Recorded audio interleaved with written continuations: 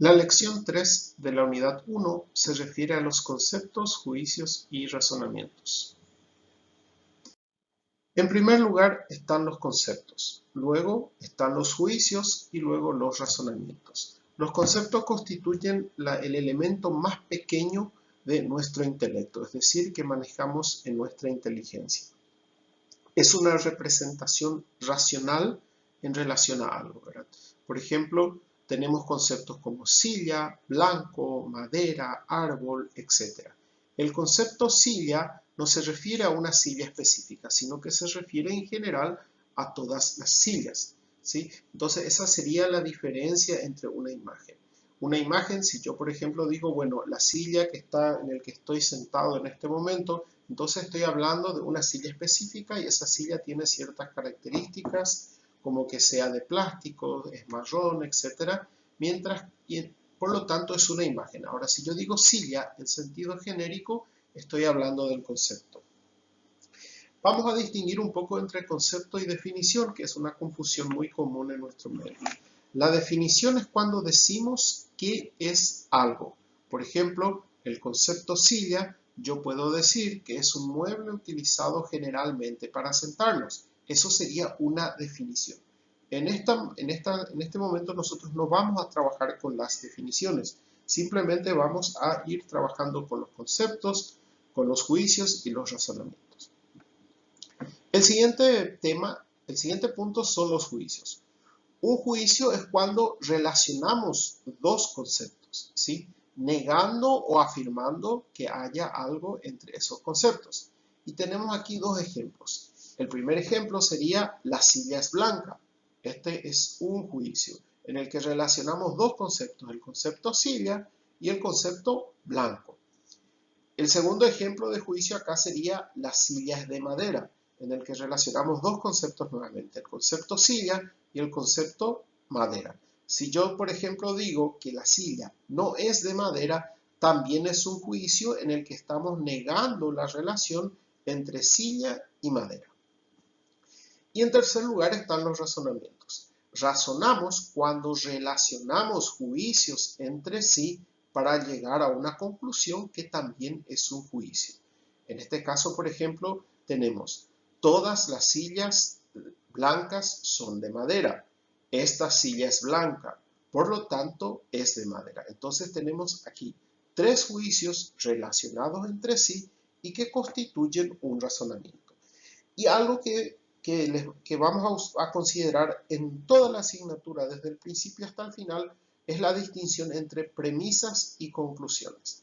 Las premisas son las ideas en las cuales se basa una conclusión.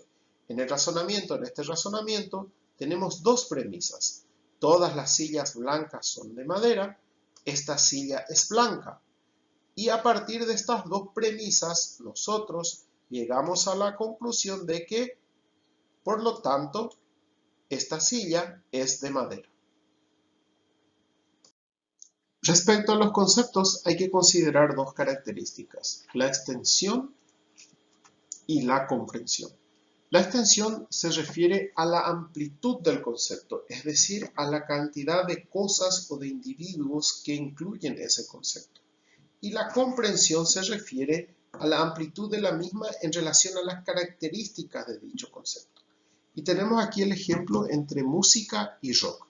Música es un concepto con mayor extensión porque se refiere a una gran cantidad de elementos, es decir, a una gran cantidad de estilos musicales que tienen en común el hecho de ser agradable al oído, que se pueda disfrutar, etc. Entonces, es un concepto que tiene una gran extensión.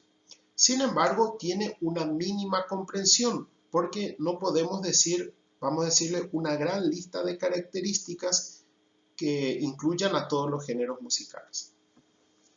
Sin embargo, rock tiene una mayor comprensión. ¿Por qué? Porque nos referimos a un conjunto específico, o sea, a un tipo específico de música de los cuales podemos decir una gran cantidad de características. Cuanto mayor extensión tiene un concepto, tiene menor comprensión. Porque, por ejemplo, en el de música, ¿Qué podemos decir de música? Que es un conjunto de sonido producido por ciertos instrumentos, etc. Entonces podemos citar o no podemos citar muchas características. Sin embargo, de rock tenemos sí una mayor comprensión y por lo tanto una menor extensión. ¿Por qué? Porque del rock podemos citar una mayor cantidad de características por ser un tipo de música más específico. Otro ejemplo, supongamos el concepto seres vivos. Seres vivos es un concepto muy extenso y nos referimos a todos aquellos seres que tienen vida, ¿verdad? Entonces, no podemos dar mayores características más específicas debido a su extensión.